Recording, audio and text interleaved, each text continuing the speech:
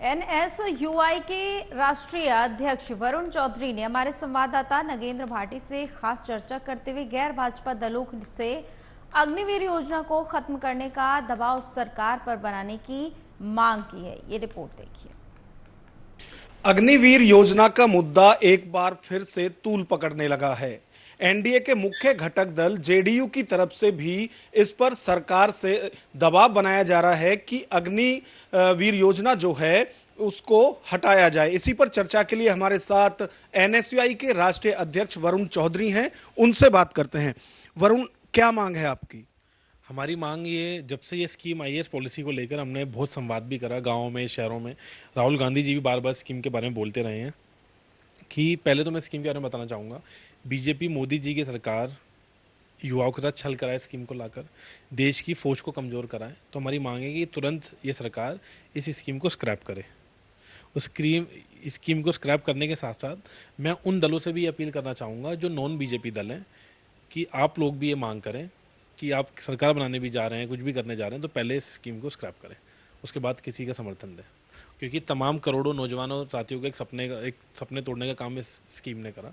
तो भविष्य में भी ऐसी कोई स्कीम ना लाई जाए जो युवाओं के साथ छल करे और युवाओं के सपने तोड़े।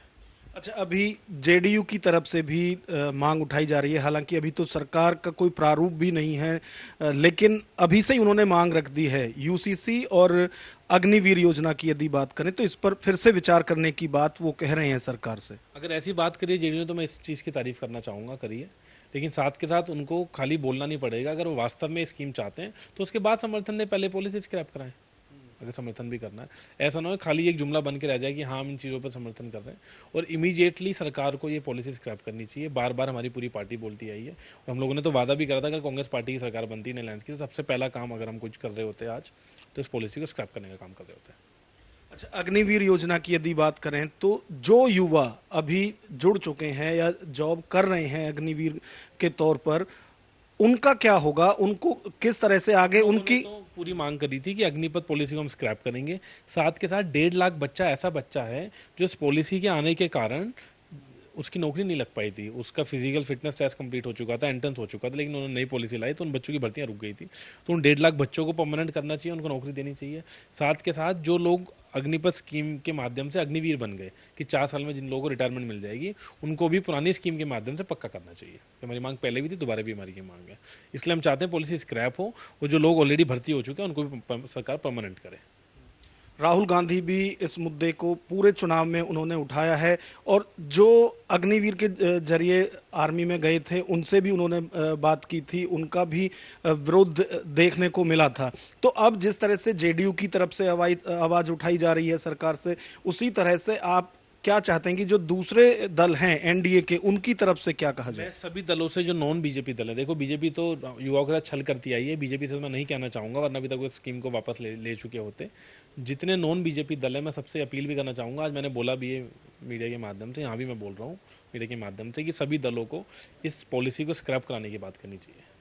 अच्छा, आप राहुल गांधी के साथ न्याय यात्रा में भी रहे हैं, इस दौरान जो अग्निवीर हैं उनसे भी आपकी बातें हुई हैं, तो उनकी तरफ से क्या कहा जाता है? तमाम हम पूरे गांव शहरों में, पूरी भाजपा न्याय यात्रा में भी तमाम छात्र मिले। राहुल जी ने भी ये मांग जब उठानी शुरू करी, जब तमाम उन युवाओं का दर्द समझा। मुझे अभी भी याद है कुछ जगह जब अग्निवीर में जो लोग नहीं जा पाए थे, अग्निपथ योजना आने के कारण जो 1.5 लाख बच्चे भर्ती नहीं हो पाए थे, उनका दर्द समझा। वो बड़े सामान्य परिवार के हैं, गरीब हैं, आपने कई वीडियो देखे भी होंगे सोशल मीडिया के माध्यम से, तो उनके दर्द को समझा जब उन्हें मांग शुरू करी कि अग्निपथ स्कीम वापस होनी चाहिए। और आप देखेंगे कहीं ना कहीं जो देश के युवा साथी हैं उन्होंने कांग्रेस पार्टी के खिलाफ वोट भी दिया है। उसके कहीं ना कहीं पीछे मेन जो कारण मैं मानता हूँ अग्निपथ स्कीम भी एक कारण है।